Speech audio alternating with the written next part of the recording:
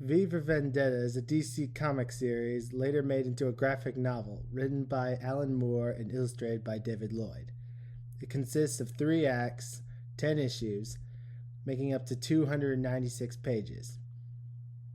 Its release was from March 1982 to May 1989, 82 to pages 176. Finally, Book 3 is titled The Land of Do As You Please, consisting of issues 8 to 10, pages 177 to page 296. Taking place in 1997 Britain after a nuclear war, a mass vigilante known simply as V goes around killing the corrupt officials of a fascist government controlling the country known as Northfire. Though the central focus of the graphic novel is V, the main focus is on Evie Hammond, which is a young woman who V saves from a group of corrupted policemen.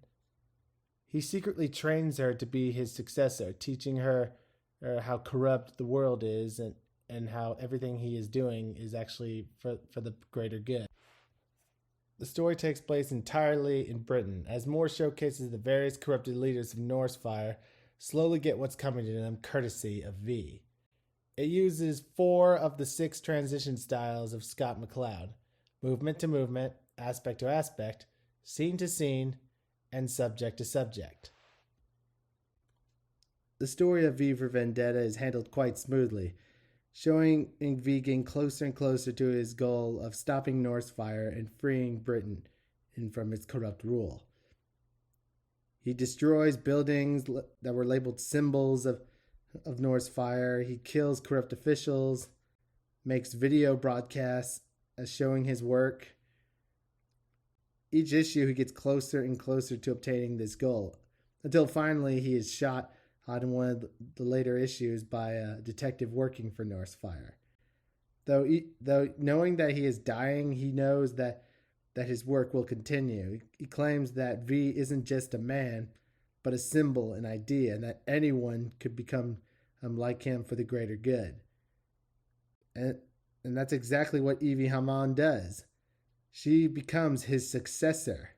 She wears the same mask and costume that V wore and basically becomes the new V, and finishes his work, finally taking out Northfire once and for all. Not only that, by the end, and she finds another individual who she plans to train to become her successor.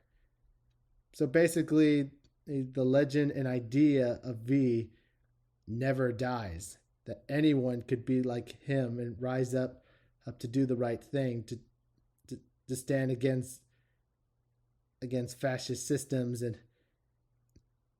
and corrupt governments. V is basically Batman if he became an anarchist. You really root for him taking out these scumbags in the most efficient way possible. I mean, he uses bombs, blades, it's poisons. He does like everything. Like, he's dangerous. He's a badass, and you really root for him. You really want to see him do as much destruction as possible to the bad guys. All right, so that's really what keeps your eyes glued to the book. Though, because of its complex storyline, it can't be really used as a mini comic. Well, unless you wanted to like just show a mini comic of him just killing somebody, but that's about it. Like, when you see the cover of the book, you think of him as this scary psychopath in a mask. You don't realize that he is so much more than that until you actually listen to him and understand his message of why he does all of this. So yeah, he's more than just some crazy psycho in a mask. So I do recommend this story to my classmates, because Alan Moore is a very, very talented writer. I've seen his work in other DC stuff. He made Watchmen. Everyone loves Watchmen, and that which also deals with like a corrupt government system and people in mass rising up to do what's right. And also there's the iconic Killing Joke Batman story, which shows us the origin story of the Joker. It's really mind blowing. And also, he created the powerful DC character Swamp Thing, who's actually going to get a theatrical release in the next few years. Here's a couple of fun facts about V for Vendetta. It was actually made into a movie back in the year 2006, starring Hugo Weaving and Natalie Portman. Hugo Weaving has already played many incredible roles, such as Agent Smith from the Matrix trilogy, the Red Skull from Captain America First Avenger in the Marvel Cinematic Universe, and he even voiced Megatron for the first 3 Transformer movies in the Michael Bay series.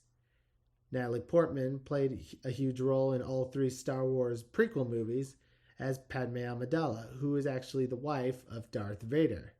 She would later play Jane Foster, who is the girlfriend of Thor in the Marvel Cinematic Universe, and even play a Lady Thor. V for Vendetta was also teased in the DC show Pennyworth, which was about how a young Alfred Pennyworth, who is the butler of Batman, during his young years working for the British government. In season 3, one of the villains of the show is seen about to be tortured by the infamous V.